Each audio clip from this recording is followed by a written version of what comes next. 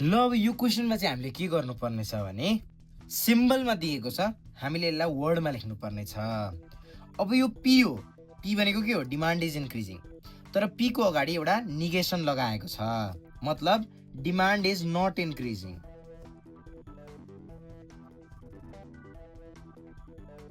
यो नट हो, यसले यो पीमा भएको कुरालाई उल्टो बनाउँछ, नेगेटिभ बनाउँछ। क्यू भनेको सप्लाई इज डिक्रिजिङ छ, मतलब हामीले सप्लाई इज नट डिक्रिजिङ लेख्नु पर्यो।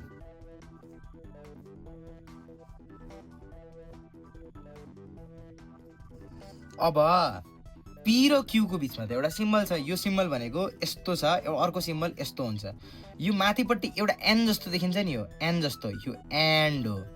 यो आर जस्तो देखिन्छ नि, आर जस्तो, यो अर हो है। अब यो के हो अरे? पी एन्ड क्यू हो, यो एन्ड हो, मतलब डिमान्ड इज इन्क्रिजिङ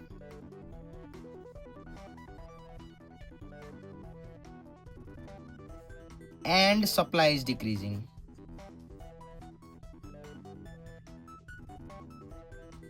अब पी और क्यू आयो है। अब और क्यू आयो। अब यसैलाई यहाँ सेम लेख्ने, तर यो एन्ड को ठाउँमा चाहिँ और लेख्ने, बाँकी सबै सेम लेख्ने है। अब पी एन्ड क्यू त छ, तर यहाँ त एउटा निगेसन आयो, मतलब पी लाई उल्टो बनाएर पी एन्ड क्यू लेख्ने। डिमान्ड इज नट इन्क्रिजिङ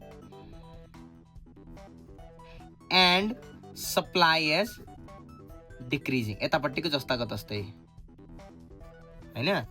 अब यहाँ पी त जस्ताको तस्तै छ, पी और क्यू हो, तर पी और क्यू मा क्यू लाई उल्टो बनाउने। डिमान्ड इज इन्क्रिजिङ और सप्लाई इज नट डिक्रिजिङ।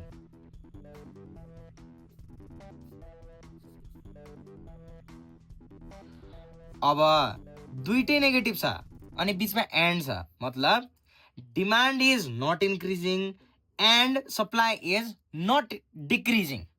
यो लेख्न नि मिल्छ। अब दुईटैतिर नेगेटिभ छ र बीचमा एन्डले जोडेको छ भने यसलाई निदर नर पनि भन्छन्, न त यो न त त्यो।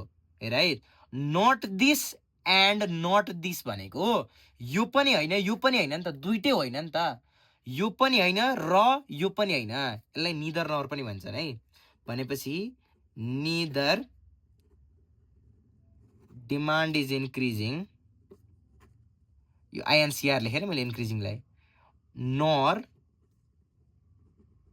सप्लाई इज डिक्रिजिङ हैन। अब यहाँ भित्र एउटा सेन्टेन्स छ, त्यो सेन्टेन्सको अगाडि यस्तो निगेसन लगाएको छ। अब यो के हो त सेन्टेन्स? पी एन्ड क्यू छ, मतलब demand is increasing and supply is decreasing. अब यो सेन्टेन्सको अगाडि त यसले निगेसन लगाएको छ, मतलब हामी अगाडिपट्टि के लेखिदिन्छौँ? इट इज फल्स द्याट लेखिदिन्छौँ। इट इज फल्स द्याट लेख्यो भने त यो सबैमा निगेसन लाग्यो, यहाँ यो सबै सेन्टेन्समा त इट इज फल्स द्याट भयो। यसरी गरिन्छ। Neither demand is increasing nor supply is डिक्रिजिङलाई demand is not increasing and supply is not decreasing पनि लेख्न चाहिँ मिल्छ, तर निदर नर लेख्दा अझै बेटर हुन्छ। धन्यवाद।